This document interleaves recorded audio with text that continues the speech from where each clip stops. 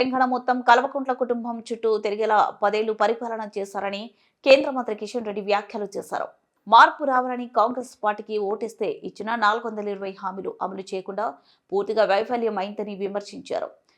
10 ఏళ్లలో బీఆర్ఎస్ పై వ్యతిరేకత వస్తే కాంగ్రెస్ పార్టీపై 10 నెలల్లోనే వ్యతిరేకత పెరిగిందన్నారు.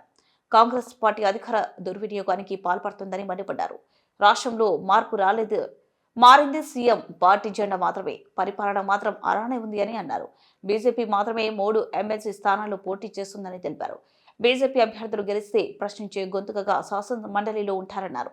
బీఆర్ఎస్ పార్టీ శాసన మండలిని నిర్వీర్యం చేసిందని వ్యాఖ్యలు చేశారు. అసలు శాసన మండలి ఉందా లేదా అన్న అనుమానం కలిగేటట్టు బీఆర్ఎస్ వ్యవహరించిందన్నారు. గతంలో ఇదే తెలంగాణ ఉమ్మడి ఆంధ్రప్రదేశ్ ఉన్నప్పుడు హైదరాబాద్ నుంచి వీరామారావు గారు, ఇక్కడ తెలంగాణ ఇతర జిల్లాల నుంచి మన యొక్క డాక్టర్ రాజేశ్వరరావు గారు, అదేవిధంగా విజయవాడ నుంచి చూస్తే జూపూడి యజ్ఞనారాయణ గారు, రాయలసీమ నుంచి డిఎస్పి సూర్యప్రకాష్ రెడ్డి గారు, అదేవిధంగా విశాఖపట్నం, శ్రీకాకుళం, విజయనగరం చూస్తే పివి చలపతిరావు గారు, అదేవిధంగా మరి ప్రకాశం, నెల్లూరు, చిత్తూరు చూస్తే పిడతల రంగారెడ్డి గారు.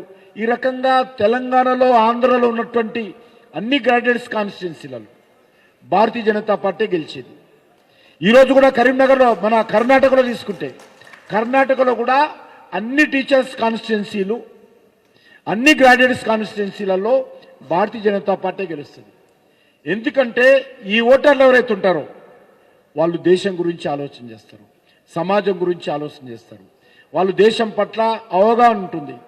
ఎవరైతే దేశానికి మేలు చేస్తారో, ఎవరైతే నైతిక విలువలతో కూడినటువంటి రాజకీయాలు చేస్తారో వాళ్ళు గురించి ఆలోచన చేసేటువంటి పరిస్థితి ఇలా ఉంటుంది. కాబట్టి అన్ని కాన్స్టిట్యున్సీలలో దేశవ్యాప్తంగా ఎక్కడైతే శాసన మండలిలు ఉన్నాయో అక్కడ భారతీయ జనతా పార్టీ ఎమ్మెల్సీ కానీ టీచర్స్ కానీ గెలుస్తారు.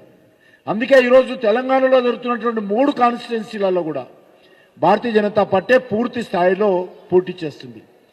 టీఆర్ఎస్ పోటీ చేయడం లేదు, కాంగ్రెస్ ఏదో అరొకరు ఒక సీటు పోటీ చేస్తూ ఉంది. అది పేరుకు మాత్రమే పెట్టారు, వాళ్ళు కాంగ్రెస్ పార్టీ నాయకులు ప్రచారం చేసే పరిస్థితి లేదు.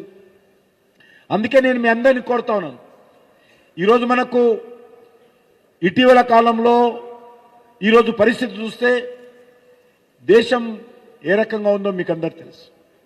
2014 ముందు ఏ రకంగా ఉండింది, ఈరోజు ఏ రకంగా ఉంది. 2014 ముందు మన దేశంలో ఎక్కడ చూసినా దేశంలో ఉగ్రవాద కార్యక్రమాలు, బాంబు పెళ్లిళ్ళు, మత కళాలు, కర్ఫ్యూలు, AK-47లు ఇదే మనం చూసేవాళ్ళం. రోజు పేపర్ ఓపెన్ చేస్తే అక్కడ బాంబు బ్లాస్ట్ జరిగింది, ఇక్కడ ట్రైన్లో బాంబులు పెట్టారు, ఇదే వినబడుతుండేది. మన హైదరాబాద్ చూస్తే సెక్రటరీ ఎదురుగా లుంబిని పార్కులో బాంబు పెళ్లిళ్ళు, దిల్సుఖ్ నగర్లో సాయిబాబా దగ్గర టెంపుల్ దగ్గర బాంబు పెళ్లిళ్ళు, కోటిలో గోకుల్ చాట్ దగ్గర బాంబు పెళ్లిళ్ళు ఒకటే రోజు ఒకటే సమయంలో జరిగాయి. అడిషనల్ ఎస్పీ కృష్ణప్రసాద్ను AK-47తో పాకిస్తాన్ ASS ఉగ్రవాదులు చంపారు మెహందీపట్నంలో, ACP సత్యని చంపారు. ఎన్నో ఇన్సిడెంట్స్. ఈరోజు బాంబేలో ఒకటేసారి నడుస్తున్నటువంటి ట్రైన్లలో సరిగ్గా మధ్యాహ్నం 2 గంటలకు 1 నిమిషం అటు ఇటు లేకుండా 7 ట్రైన్లను పేల్చినటువంటి చరిత్ర మన కళ్ళ ముందు. ఈరోజు పరిస్థితి ఏంది? ఈ 2014 తర్వాత ఈ 10 సంవత్సరాల పరిస్థితి ఏంది? పాకిస్తాన్ ISI ఎక్కడ కనిపించడం లేదు. పాకిస్తాన్ ISI ఉక్కు పాదంతో నరేంద్ర మోడీ గారి ప్రభుత్వం అధికారంలోకి వచ్చిన తర్వాత భారతదేశంలో అణిచివేశామని మనం చేస్తున్నాం. ఎక్కడో లాహోర్లో కూర్చున్నటువంటి వాడు హైదరాబాద్లో లేకపోతే పటంచెరులో ఈ సమయంలో ఇక్కడ బాంబు పేల్చాలనుకుంటే అక్కడ బటన్ నొక్కితే పటంచెరులో బాంబు పేల్చే శక్తి ఆ రోజు పాకిస్తాన్ ISIకి ఉండేది. ఈరోజు ఏమైపోయింది? పాకిస్తాన్ ఆ రోజు 100,000 కోట్ల రూపాయలు ఖర్చు పెట్టేది. ఇండియాను డిస్ట్రాయ్ చేయాలి, ఇండియా యొక్క ఆర్థిక వ్యవస్థను డిస్ట్రాయ్ చేయాలని ఆ రోజు పాకిస్తాన్ అనేక రకాల కుట్రలు చేసేది. అటువంటి పాకిస్తాన్ ఈరోజు చిప్ప పట్టుకొని ప్రపంచంలో భిక్షమెత్తుకునేటువంటి పరిస్థితి భారతదేశం తీసుకొచ్చింది. ఇది ఈరోజు ఈరోజు భారతదేశంలో ఉన్నటువంటి నాయకత్వము, భారతదేశంలో ఉన్నటువంటి భారతీయ జనతా పార్టీ యొక్క ప్రభుత్వ పనితీరుకు అద్దం పడతా ఉంది. గతంలో అలవాటులాగా మన దేశంలో నరేంద్ర మోడీ గారు ప్రధానమంత్రి అయిన తర్వాత ఏ రకంగా మరి పఠాన్ కోట్లు కావచ్చు ఉగ్రవాద కార్యక్రమాలు చేయడం కోసం ప్రయత్నం చేశారు. నరేంద్ర మోడీ గారు గతంలో ఏం జరుగుతుండేది మనం చూసాం. ఇదే లుంబిని పార్కులో కాంగ్రెస్ అధికారంలో బాంబు పేలులు జరిగితే మనం కూడా ఏం చేసేవాళ్ళం? 2 నిమిషాలు మౌనం ప్రకటించేవాళ్ళం, లేకపోతే చిన్న ఊరేగింపు తీసేవాళ్ళం. మాలాంటి పార్టీలు మా యూత్ వింగ్లు అయితే పాకిస్తాన్ జెండా తగలబెట్టేవాళ్ళం. 2వ రోజు మర్చిపోయేటోళ్ళం.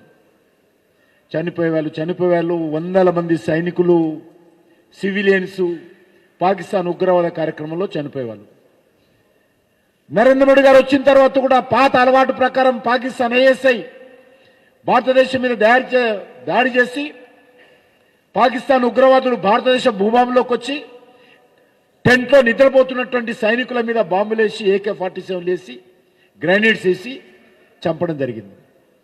ఈరోజు సరిగ్గా మీకు తెలుసు పుల్వామా సంఘటన, 40 మంది CRPF సైనికులు చనిపోయినటువంటి సంఘటన సరిగ్గా ఇదే రోజు జరిగింది.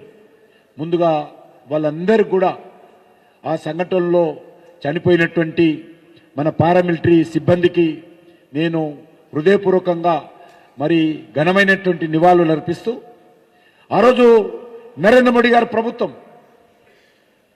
ఏ పాకిస్తాన్ అయితే భారతదేశం మీద సంబంధించినటువంటి భూభాగంలోకి ఉగ్రవాదులను పంపితే భారత సైనికులు పాకిస్తాన్ భూభాగంలోకి వెళ్ళి ఎక్కడైతే లష్కర్-ఏ-తోయిబా హెడ్ క్వార్టర్ ఉంటుందో హెడ్ క్వార్టర్ మీద దాడి చేసి అక్కడ ఉన్నటువంటి ఉగ్రవాదులందరినీ చంపి మరి ధైర్యంగా